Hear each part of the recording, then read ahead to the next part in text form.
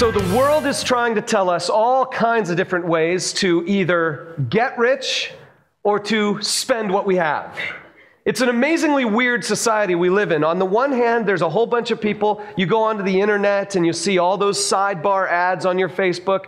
This mom has discovered the secret of making $5,000 every month from her home in Lafayette. Click here, read this 90,000-word essay on all the things that you need money for, and then fill out our form, pay us $35.95 to get your package on how you can make $5,000 a month from your home. And so everybody, everywhere you look, someone somewhere is going to tell you how to get more money, how to get rich. And then on the flip side, every time you turn on your television, there's someone else giving you 30-second long reasons why you should spend your money on what they have to offer.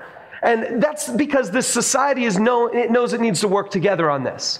There need to be as many people telling you how to get money as there are people telling you how to spend money, or else someone's just going to lose control or whatever. I don't know who decided this, but it's out there. Everybody's going to tell you how to get rich or how to spend your money, but no one's going to tell you how to be rich. No one's going to tell you, once you cross the line, what you do then. And so that's why I asked the question, how much money do you need to be rich? That's a question that Gallup asks people just about every year. There's a survey that they do just about every year. The last one that they did ended in December 2011. They investigated 1,000 people in the United States and asked them this question: how much money do you need to be rich? It was put together into an infographic called the Rich Index, and I want to walk through just a little bit of these things with you because I thought this was really fascinating. Of the 1,000 people that they asked, how much would it take for you to feel rich, they got a whole bunch of different answers, but they averaged those answers out into some very interesting things. And the average American answer is, it would take an income of $150,000 a year to feel rich. Now, the crazy thing is, there's some people in this room who might have an annual income of about $150,000 a year. And if I were to ask one of the brave souls in that category to come up here and tell us if you feel rich, you would probably embarrassingly say no, because I just told you you're supposed to feel rich. But most of the people I know who would be in that category would not say they feel rich. And this isn't all. Because if you investigate different categories, different demographic people, if you begin to divide the demographics up, you find that $150,000 is just the average. It's not really what people feel. In fact, if you take people who make less than $50,000, they think $100,000 a year would be rich. They would feel rich if they made $100,000. But if you take someone who makes more than $50,000 and ask them the same question, their answer is $200,000. Well, which one's right? How much money does it take to be rich?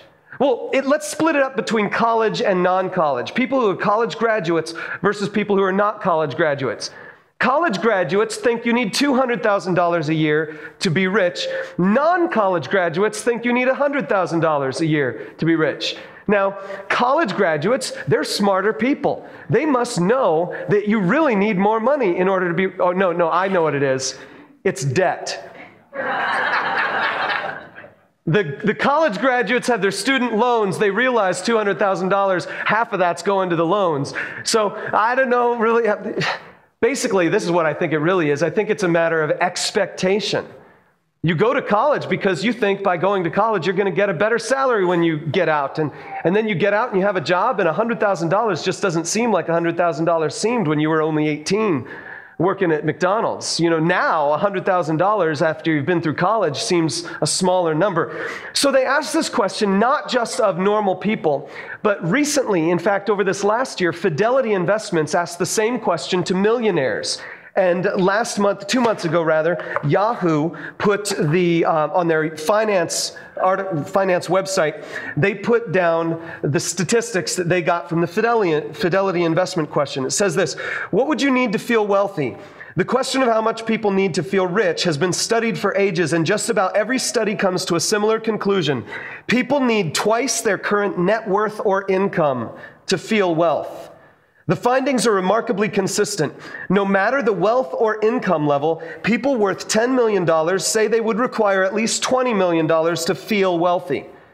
while those with an income of $40,000 a year inevitably say they would feel wealthy with $80,000. A new study from Fidelity is largely consistent with this doubling up wealth theory. Fidelity asked more than 1,000 millionaires how much they would need to feel wealthy. While most of the millionaires felt wealthy, they think it's probably the wealthier ones or actually the younger ones. If you reach the millionaire status when you're younger, you have a higher tendency of feeling wealthy than if you reach that same status later on in life. So the ones who didn't feel wealthy said they would need $5 million in investable assets, but the average wealth of the group was $3 million. So those people who had $3 million as net worth felt that they needed $5 million to feel wealthy. How many of you in this room would say if you had $3 million, you would need $5 million? You laugh because you don't have $3 million. And all of us look at the people with $3 million and we say to them, who in the world do you think you are? You've got $3 million net worth. You have no reason to not feel wealthy. But I know why you don't feel wealthy. It's because even though you've got $3 million net worth, you've got a $20 million house. And even though you chose to get a $20 million house, you still bought a $150,000 Bentley. And even though you've got all this amazing stuff, you decided you're going to send your kids to the wealthiest school you can possibly, and on and on and on and on and on.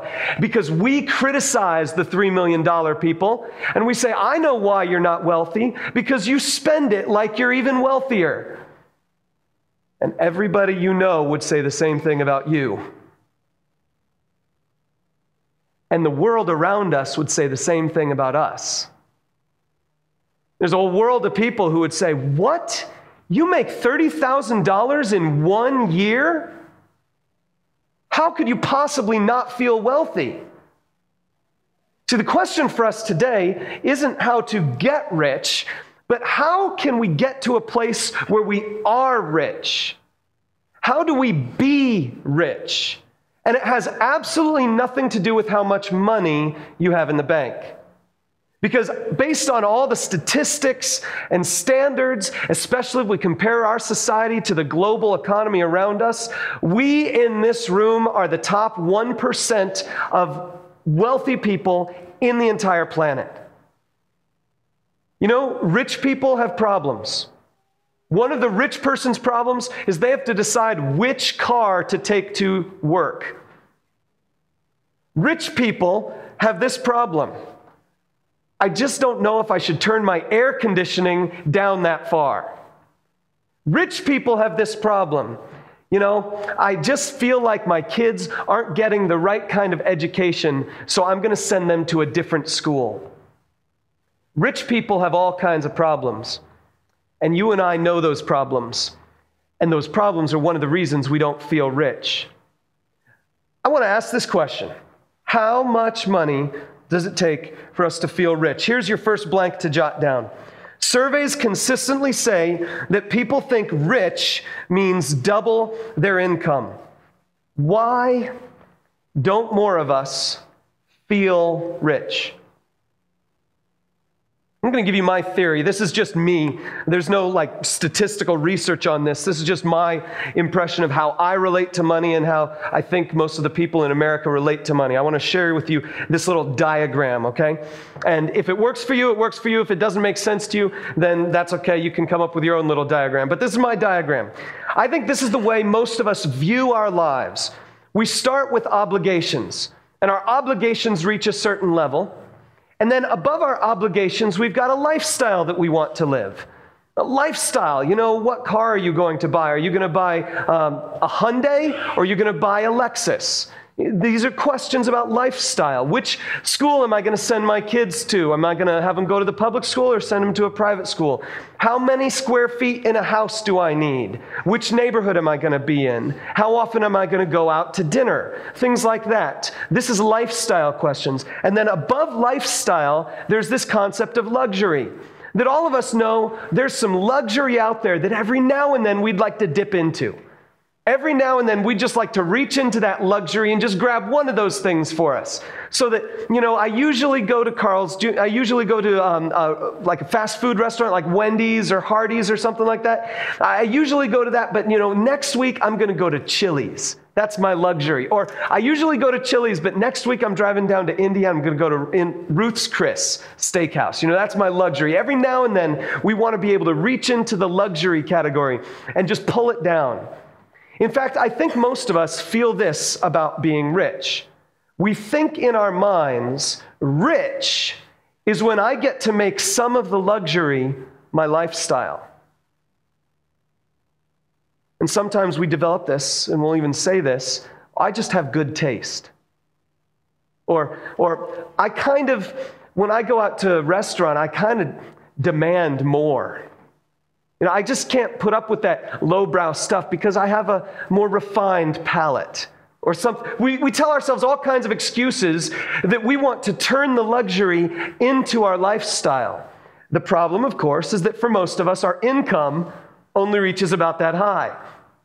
And we're okay with that because with credit and with loans, we can achieve the majority of our lifestyle even though our income doesn't reach it.